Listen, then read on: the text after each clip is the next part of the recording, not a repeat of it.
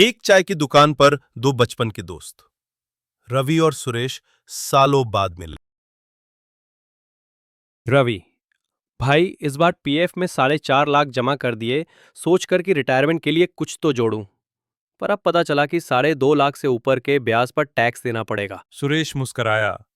मैंने भी 4.5 लाख डाले हैं पीएफ में, लेकिन एक भी पैसा टैक्स नहीं लगा। हम सरकारी वालों के लिए लिमिट 5 लाख तक है। रवि चौका। क्या बात कर रहा है?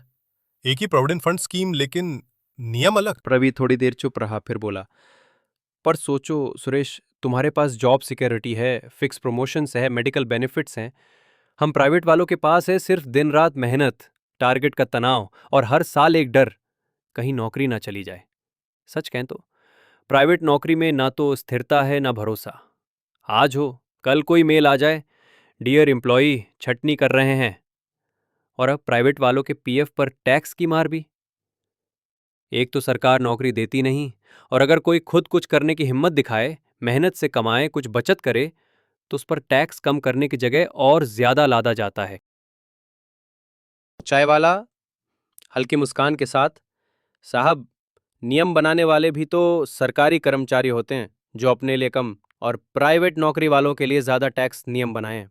तभी तो सरकारी कर्मचारी को ब्याज पर टैक्स लिमिट 5 लाख रुपए तक है, और प्राइवेट नौकरी वालों के लिए 2.5 लाख रुपए से ऊपर के ब्याज पर टैक्स देना पड़ेगा।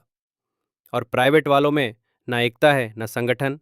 तभी तो सरकार भी जानती है किसको खुश रखना है और किसे अनदेखा करना है। रवि के मन में सवाल रह गया, क्या वाकई ये देश सबको बराबरी से देखता है?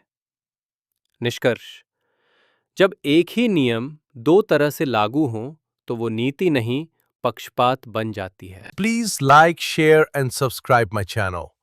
Thanks for watching.